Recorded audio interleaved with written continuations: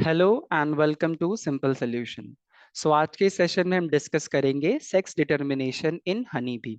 Okay, so basically honey bee के hive में तीन तरह की हनी बी पाई जाती हैं, जिसे हम बेस कह सकते हैं हनी बी की तीन कास्ट होती है। ओके, तो हाइव में हमें तीन तरह के हनी बी देखने को मिल सकते हैं। ओके, जिसमें आप देख सकते हो एक है क्वीन बी और दूसरी है वर्कर बी, और ये दोनों ही फीमेल्स होती हैं। ओके, क्वीन बी और वर्कर बी दोनों ही फीमेल होती हैं, और जो मेल हनी बी होता है उसे हम ड्रोन कहते हैं। Okay, so basically honey B की एक हाइव में ये तीन तरह के हनी बी आते कैसे हैं। ओके, ऑब्वियसली वी नो कि एक एग होगा, एक फीमेल एग ले करेगी, वो एग हैच करेगा, उसमें से लार्वा बनेगा और वो लार्वा ग्रो करके हनी बी बनाता है। तो वो लार्वा ग्रो करके कौन सा हनी बी बनेगा, फीमेल क्वीन बनेगी, फीमेल वर्कर बनेगी, या एक ड्रोन मेल बनेगा, ये डिसीजन कैसा कैसे लिया जाता है, ये कौन से पैरामीटर्स होते हैं जो ये डिसाइड करते हैं कि ये एक एग का जो फ्यूचर है वो फ्यूचर फेट इन तीनों में से क्या होगा। ओके, तो उसी के लिए उसी कॉन्सेप्ट को हम यहाँ पे डिटेल में डिस्कस करेंगे। उससे पहले हम समझ लेते हैं कि इन तीनों का रोल क्या है, फंक्शन क्या है एक हाइव में इन तीनों का।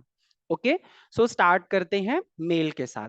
तो जो मेल होता है उसे हम अभी हमने कहा देखा कि हम मेल को ड्रोन कहते हैं। ओके, तो मेल का मेनली एक काम है, वो ये है कि ये फीमेल क्वीन बी के साथ मिलकर मेटिंग परफॉर्म करता है। ओके, क्योंकि ये सेक्सुअल रिप्रोडक्शन है, तो एक मेल और एक फीमेल की जरूरत पड़ेगी, यानी कि एक मेल गैमेट और एक फीमेल गैमेट की जरूरत पड़ेगी, तो एक प्रोजेनी बन सकता है या एक फ्यूचर बेबी बन सकता है। ओके, तो एक हनी बी एग जब ले करती है तो वो उस पर्टिकुलर मेल से मिले गैमेट का भी इस्तेमाल करती है। ओके, सो जो मेल होता है यानी कि जो आपका ड्रोन होता है, तो उसको हम बेसिकली क्या कहते हैं, वो एक मेल है। ठीक है, दूसरी पार्ट क्या करता है, ये हेल्प करता है। Okay, helps in the mating process. Okay, helps in the mating process, तो ये मेटिंग में हेल्प करता है। ये मेटिंग किसके साथ करता है, हमारे ने देखा अभी कि दो फीमेल्स होती हैं, पर उन दो फीमेल में से जो मेटिंग होती है वो किसके साथ होती है, क्वीन बी के साथ होती है। ओके, मतलब कि इसका मेन काम है स्पर्म को प्रोवाइड करना। ओके, मेल जो होता है यानी जिसको हम ड्रोन कहते हैं वो स्पर्म प्रोवाइड करता है। स्पर्म क्या है, मेल गैमेट होता है। ओके, स्पर्म क्या है, मेल गैमेट है। ओके, तो इसका मेन काम यही होता है, फ्लावर से नेक्टर कलेक्ट करना है, शहद बनाना, ऐसा कोई भी फंक्शन में ड्रोन कोई पार्टिसिपेशन नहीं लेता है। ओके, नेक्स्ट हमारी आती है क्वीन। ओके, जिस तरीके से इनका नाम है क्वीन बी, इनके इनके जो एट्रीब्यूट्स है वो भी बिल्कुल रानियों जैसे ही हैं। ओके, ये बिल्कुल रानी जैसे, इसका भी एक ही काम होता है, वो भी ये है मेटिंग। ओके, मेटिंग में पार्टिसिपेट करना और एग को ले करना। एग जो होते हैं वो क्वीन बी ही देती है, वर्कर बी फीमेल होने के बावजूद एग नहीं देती। वो क्यों नहीं देती वो भी हम आगे डिस्कस करेंगे। तो क्वीन बी होती है जो रिप्रोडक्शन के प्रोसेस में हेल्प करेगी, पार्टिसिपेट करेगी, यानी कि वो मेटिंग करती है और एग ले करती है। तो क्वीन बी को हम ये टैग दे सकते हैं कि वो फर्टाइल होती है। ओके, यानी कि वो रिप्रोडक्टिव फंक्शंस परफॉर्म कर सकती है। क्वीन बी साइज में भी बाकी बी से ज्यादा बड़ी होती है।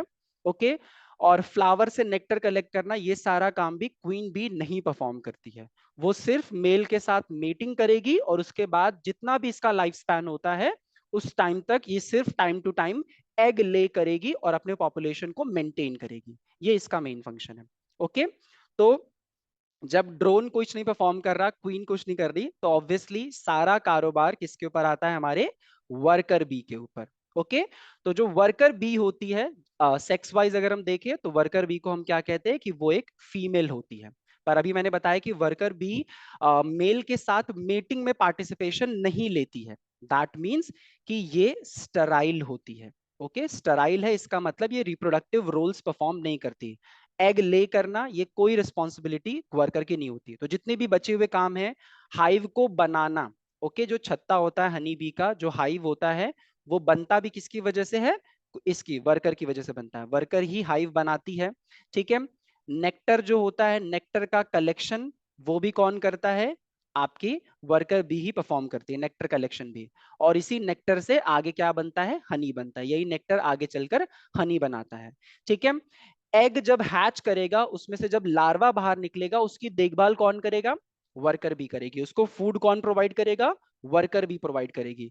ठीक है। तो क्वीन सिर्फ एग प्रोवाइड करती है, एग दे देती है जब वो हाइव में, उसके बाद उस एग की पूरी रिस्पॉन्सिबिलिटी वर्कर बी लेती है। तो वर्कर बी एक्चुअली में उस पूरे छत्ते को संभालती है, खाना प्रोवाइड करना, नरिशमेंट प्रोवाइड करना, फूड प्रोवाइड करना, एक घर प्रोवाइड करना। हाइव बनाती भी यही है, आपकी वर्कर बी ही। और जो आने वाली जनरेशन है, यानी जो यंग वंस है, उनकी देखभाल करना, उनको नरिशमेंट प्रोवाइड करना, ये सब क्वीन ये आपकी वर्कर बी परफॉर्म करती है।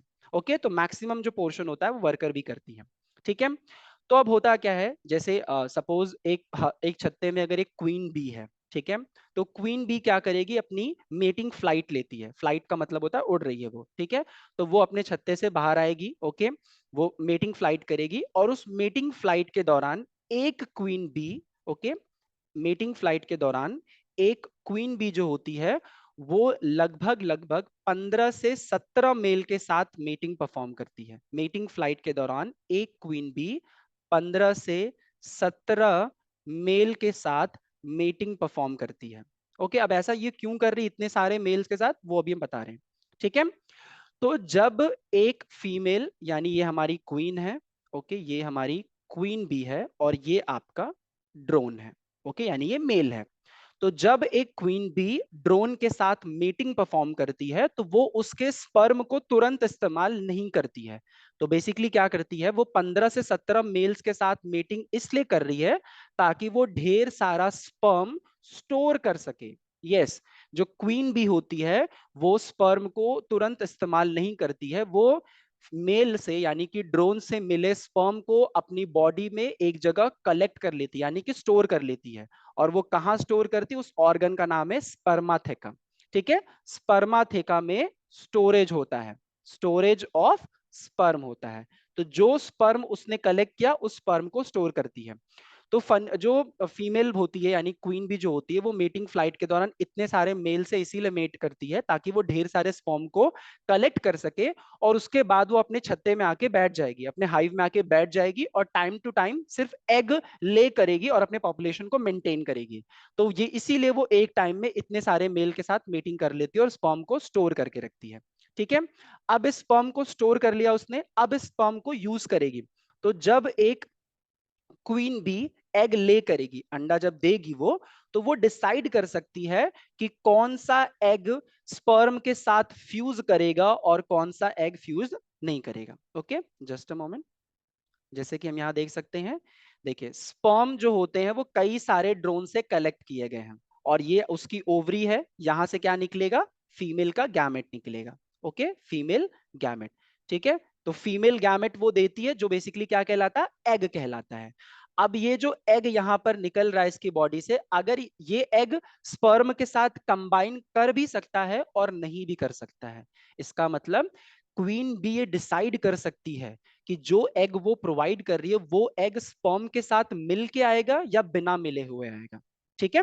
और वही डिसाइड करता है कि उस एग से उस एग से जो लार्वा बनेगा, वो लार्वा का फ्यूचर क्या होगा।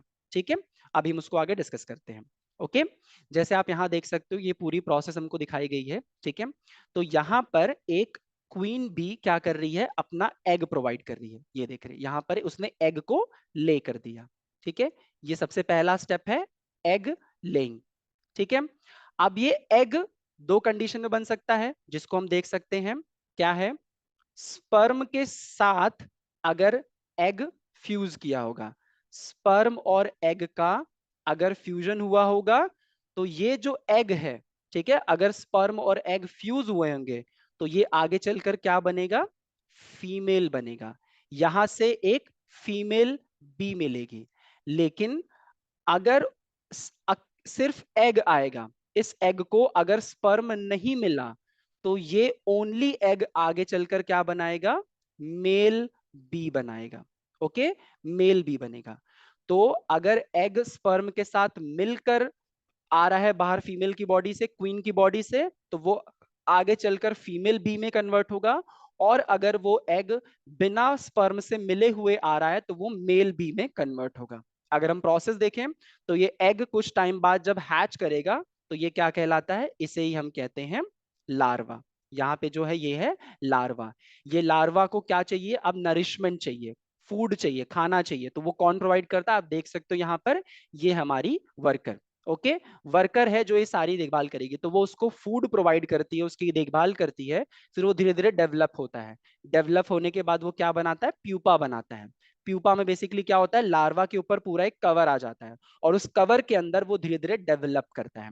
डेवलप करते करते यहां देखो आप बाहर जो निकल रहा है इसे हम क्या कहेंगे, अडल्ट बी है। अब ये अडल्ट बी मेल भी हो सकती है और फीमेल भी हो सकती है, कंडीशन हमें यहाँ पर पता है। अगर ये एग, जो एग यहाँ पर है पहले स्टार्ट पॉइंट पे जो एग है यहाँ पर, अगर वो स्पर्म और एग दोनों होंगे, उनके फ्यूजन से मिला है तो वो फीमेल बनेगा, और सिर्फ एग है, बिना स्पर्म से मिले अगर एग आया है तो वो मेल बनेगा। ओके, तो ये कंडीशन यहाँ पे डेवलप होती है जिस वजह से दो दो जेंडर्स यहाँ पे आ सकते हैं। तो इस तरीके से सेक्स डिटरमाइन होता है। ठीक है, अब तो ये हमारी जो लाइफ साइकिल होती है बी की वो यहाँ पे ब्रीफ किया गया है। एग है, एग से लार्वा बनता है, प्यूपा बनता है और एडल्ट बनता है। और अभी हमने जस्ट देखा कि ये जो अडल्ट होता है वो मेल या फीमेल किस कंडीशन में बनेगा। अब इसको अगर हम लोग ऐसे देखें कि क्रोमोसोम नंबर के हिसाब से देखें तो वो भी हम देख सकते हैं। बेसिकली हो क्या रहा है, आपने देखा कि जो मेल है वो सिर्फ एग की बदौलत बना है, सिर्फ एग की बदौलत, लेकिन जो फीमेल है वो एग और स्पर्म के मिलने के बाद बनती है। ओके, स्पर्म और एग मिलेंगे तो फीमेल बनेगी। ठीक है, तो एक फीमेल के पास जो फीमेल बी होती है, ओके, फीमेल बी जो होती है उसके पास 32 क्रोमोसोम्स होते हैं। ओके, और जो मेल बी होता है उसके पास सिर्फ 16 क्रोमोसोम्स होते हैं, क्योंकि उसके पास सिर्फ मदर का पोर्शन है, फादर का कोई पोर्शन नहीं आता है मेल बनने के लिए। ठीक है, तो ये जो फीमेल होती है ये अपने तरफ से 16 जो क्रोमोसोम्स है वो डोनेट करेगी। ठीक है, और फादर के तरफ से सिर्फ 16 क्रोमोसोम्स ही आ सकते हैं, क्योंकि फादर एज इट इज वो उसके पास 16 है ही अवेलेबल। ठीक है, तो यहाँ पर क्रोमोसोम का नंबर हाफ में डिवाइड हो रहा है, जिस प्रोसेस को हम क्या कहते हैं, मियोसिस कहते हैं। ये एक तरीके का सेल डिवीजन है। वैसे यहाँ पर जो क्रोमोसोम नंबर हो रहा है वो हाफ नहीं होता है, एग्जैक्टली सेम होता है, तो इसे हम क्या कहते हैं, माइटोसिस कहते हैं। ये भी एक तरीके का सेल डिवीजन है। ओके, अब देखो ये रहा एग। ओके, ये है एक एग और ये रहा एग दूसरा, तो इसको हम कह लेते हैं एग नंबर 1, ये रहा एग नंबर 2, ये रहा स्पर्म, ओके, नंबर 1, और ये रहा स्पर्म नंबर 2। ऐसा अगर हम मान ले, तो अगर एग नंबर 2 स्पर्म के साथ मिलेगा, ठीक है, यानी कि एग नंबर 2 और स्पर्म नंबर 1 अगर ये मिल रहे हैं तो ये फ्यूचर में क्या बनेगा, क्या बनेगी, ये फ्यूचर में बनेगी फीमेल, ये बनेगी फीमेल। और एग 1 अगर बिना स्पर्म से मिले हुए डेवलप करेगा तो ये क्या बनेगा, मेल बनेगा। ओके, ये मेल बन जाएगा। तो आप देख सकते हो मेल के पास क्यों 16 ही क्रोमोसोम्स होते हैं, क्योंकि यहाँ पे देखो फीमेल के पास 16 एग से आ रहे हैं तो 16 आपके स्पर्म से भी आ रहे हैं, तो इसलिए मिलके इसके पास 32 क्रोमोसोम्स होते हैं। और मेल के पास सिर्फ ये एग से डेवलप हो जा रहा है तो इसलिए इसके पास सिर्फ 16 क्रोमोसोम्स होते हैं। तो जब कोई ऑर्गेनिज्म बिना फर्टिलाइजेशन के डेवलप होता है तो उसे हम पार्थिनोजेनेसिस कहते हैं। ठीक है, पार्थिनोजेनेसिस कहते हैं। तो बेसिकली जो क्वीन की अगर हम हनी बी की लाइफ साइकिल में देखें तो फीमेल फर्टिलाइजेशन की वजह से डेवलप होती है और मेल पार्थिनोजेनेसिस से डेवलप होता है, यानी कि बिना फर्टिलाइजेशन के डेवलप होता है। तो इस तरीके से सेक्स डिटरमाइन होता है हनी बी में कि कौन मेल बनेगा और कौन फीमेल बनेगा। अब हमारे पास एक और क्वेश्चन रिमेनिंग है, अब वो है सबसे बड़ा सवाल ये कि अगर क्वीन बी, ठीक है, अगर क्वीन बी और वर्कर बी दोनों ही फीमेल्स हैं, ठीक है, दोनों ही फीमेल हैं, ओके, यानी दोनों ही फर्टिलाइजेशन के बाद जनरेट हुई, तो इन दोनों के बीच में डिफरेंस कैसे आता है, दोनों ही फीमेल है तो दोनों एक दूसरे से अलग कैसे हैं, कि क्वीन बी जो होती है, ओके, आपकी जो जो क्वीन होती है, ओके, जो क्वीन होती है ये तो फर्टाइल होती है, ये तो आगे चलकर एग प्रोवाइड कर सकती है, लेकिन जो वर्कर होती है ये स्टराइल होती है, ये आगे चलकर एग नहीं प्रोवाइड कर सकती। लेकिन ये दोनों ही फीमेल हैं। ओके, दोनों ही फीमेल है, मतलब दोनों ही फर्टिलाइजेशन के बाद ही डेवलप हुए हैं। तो क्या ऐसा है जो इन दोनों को अलग कर देता है? फिर ऐसा क्या हो जाता है बीच में इस प्रोसेस में कि ये अलग हो जाती हैं?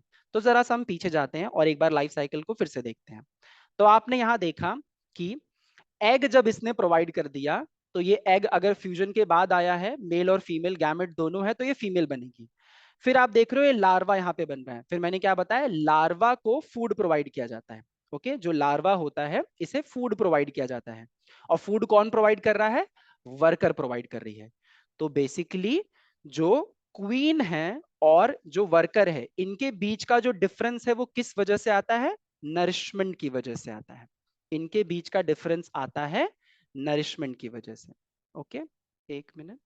इनके बीच का जो डिफरेंस आता है वो नरिशमेंट की वजह से आता है। नरिशमेंट का मतलब क्या हो गया? इनको कितना फूड प्रोवाइड किया गया है, कितने दिन तक फूड प्रोवाइड किया गया है।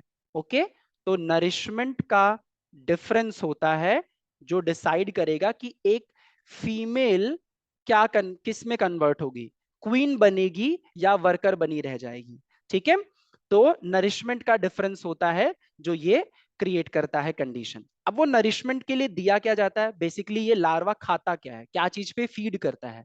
तो उसे हम कहते हैं रॉयल जेली। ओके, ये जो डायग्राम में आपको दिखाया जा रहा है, ये बेसिकली क्या दिखाया जा रहा है आपको? Royal jelly. रॉयल जेली क्या है? ये रॉयल जेली उस एग से निकले लार्वा का खाना है, उसका फूड है। ओके, लार्वा का फूड होता है रॉयल जेली। ठीक है, ये है उसका नरिशमेंट। ठीक है, ऑब्वियसली उसको फूड मिलेगा, नरिशमेंट मिलेगा, तभी वो ग्रो करके एक अडल्ट में कन्वर्ट होगा। ठीक है, अब ये रॉयल जेली देता कौन है? तो जो वर्कर है वही रॉयल जेली देगी। जैसा कि मैंने शुरू में बताया, सबसे ज्यादा काम वर्कर करती है। ओके, तो जो वर्कर होती है, वर्कर बी जो होती है, जब यंग वर्कर बी जो होती हैं, वो अपने सलाइवरी ग्लैंड से इसको सिक्रीट करती हैं।